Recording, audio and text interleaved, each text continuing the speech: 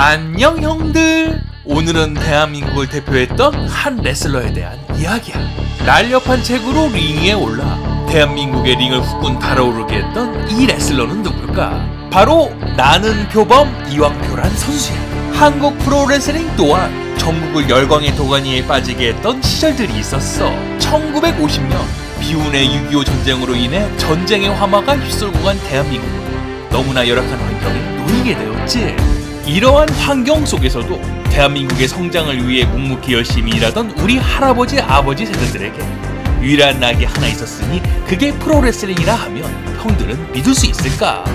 레슬러 1세대인 김일, 청규덕, 장현철 선수들이 링 위에 등장할 때면 온 동네 사람들이 달려나와 TV 앞에 앉았고 이윽고 시간이 가는 줄도 모르며 레슬링 이야기꽃을 피우게 되었어. 그러나 1980년대 TV의 보급과 더불어 프로야구의 출범과 각종 프로스포츠의 개막으로 인해 한국 프로레슬링은 격변의 시기를 맞이하게 되었고, 그렇게 뜨거웠던 열기는 언제나 그랬냐는 듯 삽시간에 사그라들며 이내 침체기에 빠지게 되었어.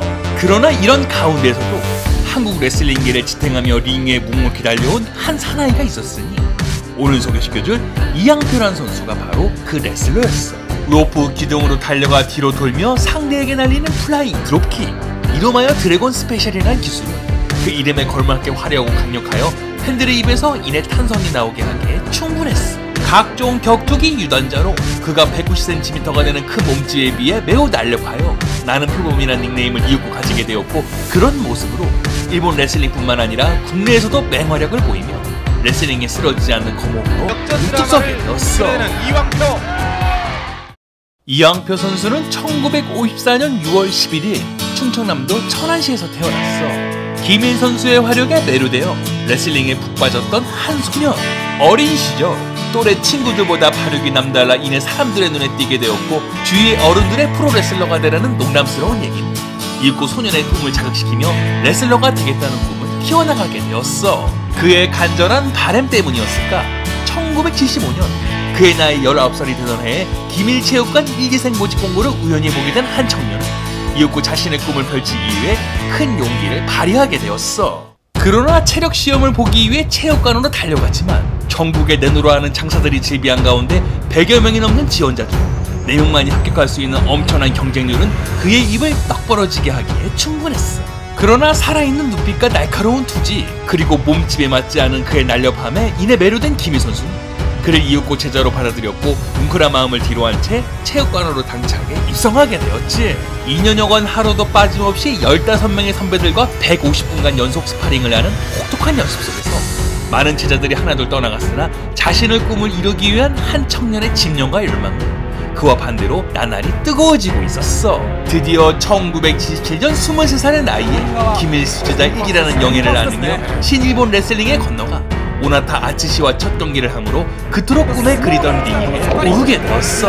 레슬링을 쉽게 생각했던 것은 아니었을까? 자신의 꿈을 이루고 있다는 뿌듯함은 잠시 5분도 안 되어 링에 내팽개쳐지며 처절한 패배를 맛보았고, 여튼 일본 레슬링은 절대 호락호락하지 않았으니 한동안 연패의 늪에서 정체 헤어나지 못하며 고전을 면치 못하게 되었어. 매번 패배를 당하는 굴욕 속에서 무엇보다도 그를 가장 힘들게 한 것은 레슬러의 길이 아닐지 모른다는 정체성의 혼란이었고, 그럴 때마다 그를 제자리로 오게 만든 유일한 원동력은 스승 김일 선수의 불호령이었어. 스승의 격려와 일침을 발판으로 이에 심기일전하여 링 위를 박차고 올라간 2년 후인 1979년 20연패라는 꼬리표를 당당히 끊어내며 일본 오사카에서 후지 마사노부를 꺾는 저력으로 생애 첫 승을 거두게 된 이양표 선수였어.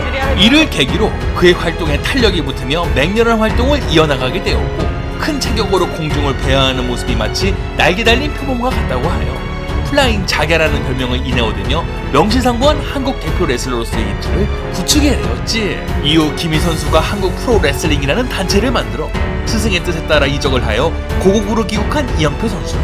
이때 일본에서 같이 활약했던 선배 역발상과 함께 태그팀으로 활동을 하며 국내 레슬링의 열기를 후끈 달아오르게 하였어. 이후 스승의 그림자에서 벗어나 본격적으로 홀로 서게 되어 미국 텍사스 레슬링 단체 GWF와 합작으로 활약을 하게 되므로 이때의 레슬러 로드 프라이스뿐만 아니라 우리가 익히 잘 알고 있는 JBL 등 걸출한 선수들을 꺾으며 한국 레슬링의 명성을 드높이게 되었어. 1998년에는 세계를 주름잡았던 레슬러 김덕을 초청하여 같이 경기를 치르고 17차 방어전에 성공을 하였고, 2000년에는 WWA라는 단체를 다시 출범시키는 모습으로 한국 레슬링계를 활성화시키려는 열정은 좀잘 식을 줄 몰랐어. 이에 맞추어 3월 25일 장축체육관에서 열린 스승 김희대 은퇴식에 자이언트 커간을 멋지게 꺾었고, 김희 선수가 1967년 거머쥐었던 타이틀의 영광을 33년 만에 재현하며 그에게 큰 선물을 안겨주게 되었지. 이후 종합격투기에 눈을 돌려 울트라 FC라는 MMA 단체를 설립하였고, 2009년 55살이라는 나이에도 불구하고 이때 전세계를 뛰어든 선수 밤새가 링에 올라 그를 꺾는 놀라운 저력을 보여주며 울트라 FC 헤비급 챔피언에 오르게 되었어. 이후 2009년 WWA로 무대를 다시 옮겨 레슬링 룰로 그와 두 번째 경기를 벌였지만 이내 패하며 타이틀을 내려놓게 되었고, 2010년 울산에서 열린 경기에서 다시 만나 이내 서력을 함으로 다시 WWA 챔피언에 오르게 된 이왕표 선수였어. 앞만 보고 달려온 세월 때문이었을까?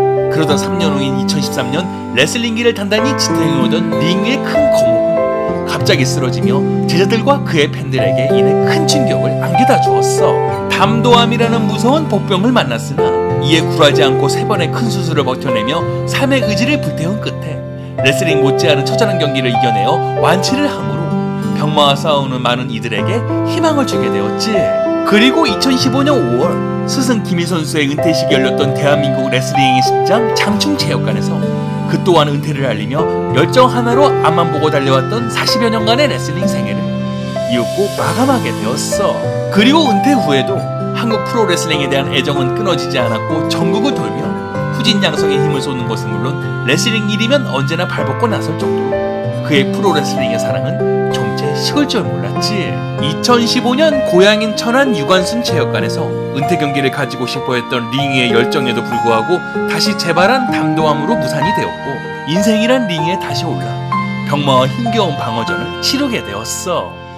그리고 3년 후인 2018년 대한민국 레슬링 부흥을 위해 온몸을 바친 슈퍼 드래곤 이왕표 선수는 한국 프로레슬링의 운명을 뒤로 한 채 향년 64살이라는 나이에 세상을 훌쩍 떠나고야 말았어. 그의 죽음은 대한민국의 슬픔으로 다가와 각종 언론 매체를 비롯한 공주파 뉴스에서 그의 부고를 알렸고, 국내 레슬링 팬들은 공중을 날아다녔던 그의 모습을 회상을 하며 대한민국 레슬링 영웅을 아쉽게 떠나보내게 되었지.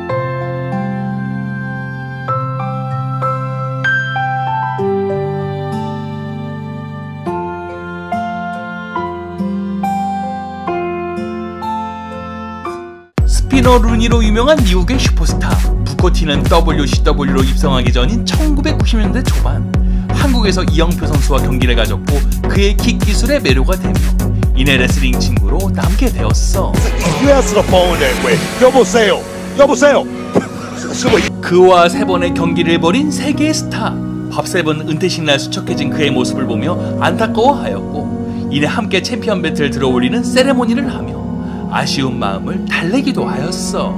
그의 제자에게 레슬링 신발을 직접 선물할 정도로 따뜻한 스승으로 유명하였고, 이양표 선수의 마지막 제자 김민호 선수는 2020년 밥심이라는 쇼 프로그램에 나와 돌아가신 스승의 은퇴 경기를 보지 못한 것에 못내 아쉬워하며 눈시울을 붉히기도 하였어. 스승 김일 선수와는 사제지간을 넘어 가족과 같은 각별한 사이였고, 이양표 선수가 레슬링으로 힘들어했을 시기 옆에서 큰 힘이 되며 흔들리는 마음을 잡아주는 격려와 사랑을 아끼지 않았어. 주위를 항상 배려했던 스승의 뜻에 따라 어려운 이웃들을 생각하며 여러 봉사단체를 다니며 활동을 하였고, 2013년 학교 폭력의 근절을 위한 울타리 클럽을 운영하는 것은 물론 다문화 청소년들을 위해 페스티벌을 여는 모습, 스승의 가르침을 몸소 실천하는 그의 모습은 주위의 기감이 되기 충분했어.